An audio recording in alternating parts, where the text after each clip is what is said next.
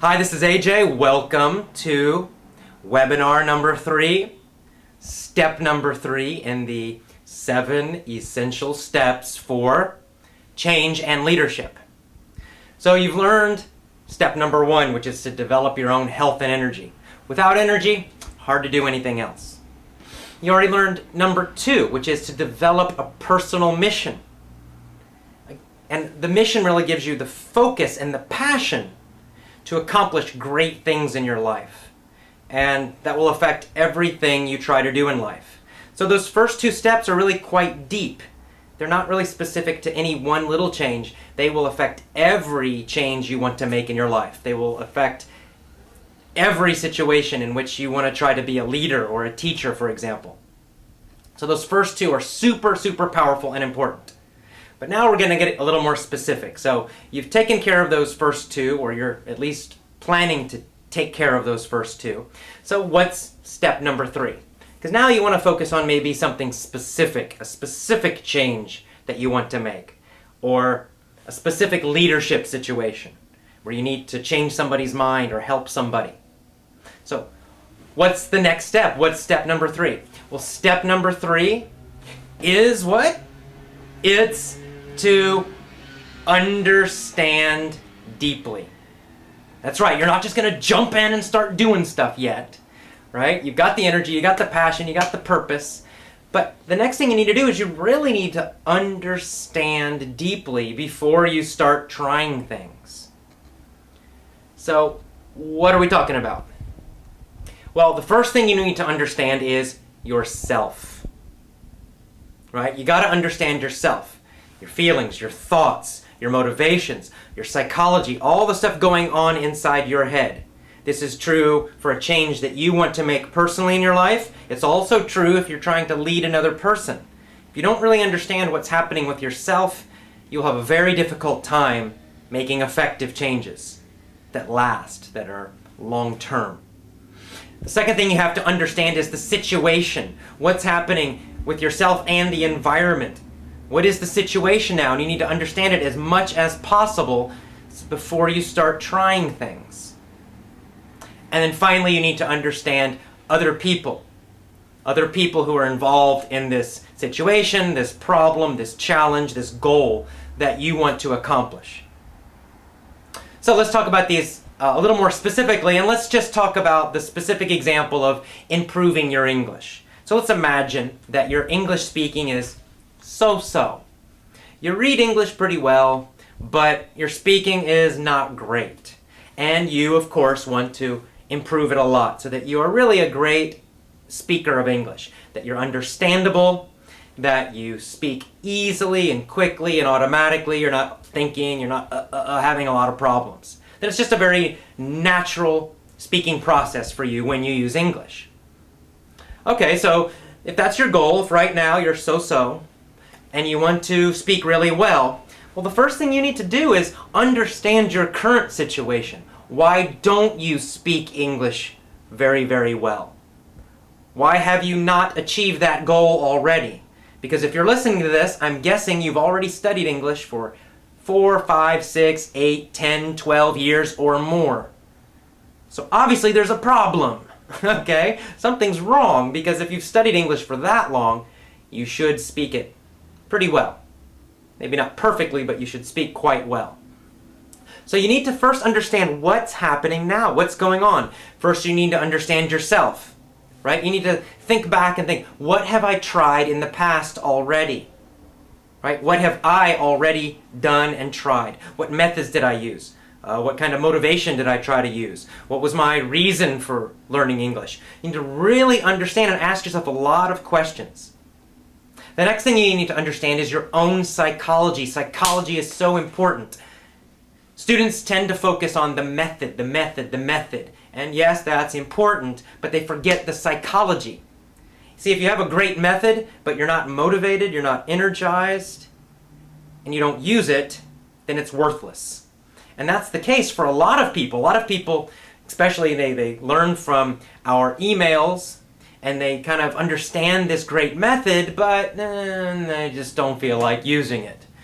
every day, they're tired, they have other things to do, and they're not really motivated. So you need to understand your own psychology. What motivates you? What makes you want to do something, and what doesn't work for you? For example, do tests motivate you?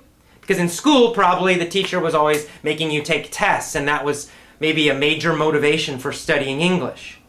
And maybe it didn't help you really learn to speak English very well. You memorized the information for the test, and then you took the test, and then you forgot it. That's the normal pattern. It's certainly the pattern I used when I was learning Spanish in school. Memorize it for the test, get a great big A on the test, and then 2 weeks later forget everything. And that's why I can't speak Spanish very well.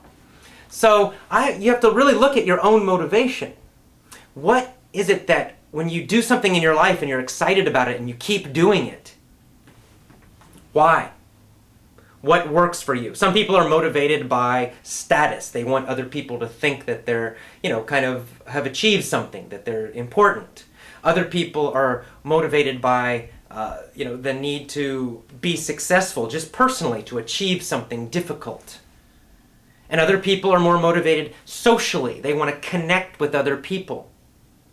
Well, those are very different motivations. If your motivation is to connect with people, if that's what you love, is just socially connecting with other people and meeting new people and making new friends, well, if you're trying to learn English and you're focused on tests and grades, you're not probably going to have much motivation to try very hard. But if instead you focused on making tons of new friends in all different countries and having a great time socially, you might feel that you're actually much more excited about studying English every day. So you really need to ask yourself and understand deeply your own psychology and motivations. Now, another part of this is, what other problems have you had that prevent you from achieving your success? You need to really look at what you've done in the past, what's happening in your own mind and your psychology, what's happening in the general situation that so far has stopped you from making a lot of progress. Right? And I can't answer that question for you because every student is different. For some people, they have all these negative feelings about English and all this stress about English because of school. For others, it's because they used all these grammar translation methods for so long. And now all they do before they speak, they're just constantly thinking of grammar rules and translations, and that causes them to speak badly.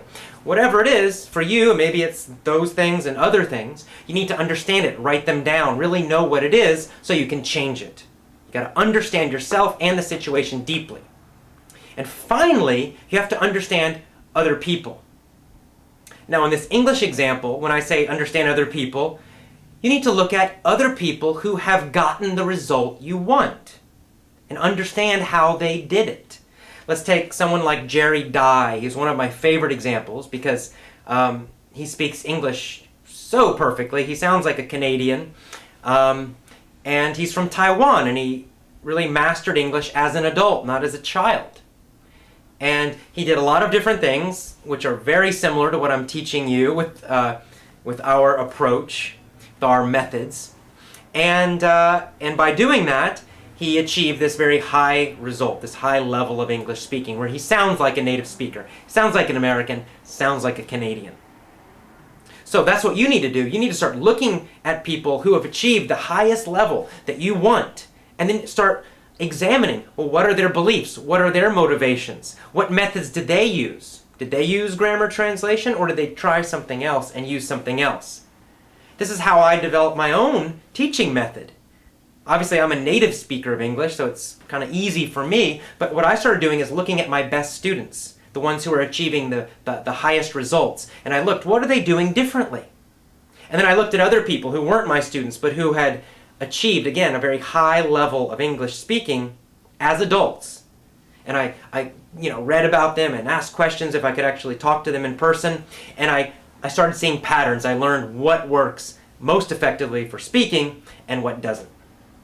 You need to do this too. You need to answer these questions on your own. You can learn from me, but you also need to answer these questions on your own. So, in general, what do you got to do? You got to understand deeply. Question very deeply. Think deeply, not just really quickly. This is such a major problem for so many students. They don't really think. They think, I want to understand, I want to improve my English. And so immediately they jump into doing a lot of work that's the same as what they used to do. They start studying vocabulary books, they start studying TOEFL books and exam books, and they're using a lot of energy, and they're really passionate about it, they're really focused, and they're working and working for hours and hours every day, but they're doing the same old things, and they get the same old results. They don't get what they want because they didn't stop first to really examine what they had done, what their motivations were, what successful people are doing. So you really got to do this. You got to ask a lot of questions. So that's step 3. Understand deeply yourself, the situation, and other people. So if you're in a leadership situation, this is also very true.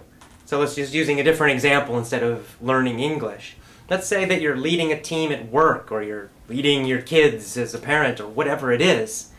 Well, you also have to understand them completely. You need to understand their motivations, their psychology, their situations, their problems, what they have tried in the past. Right? If you're going to help other people make changes, positive changes, well, you got to understand yourself and you got to understand them as well. So, understand deeply. That is step number 3. Understand yourself, understand the situation, and understand other people as deeply as possible.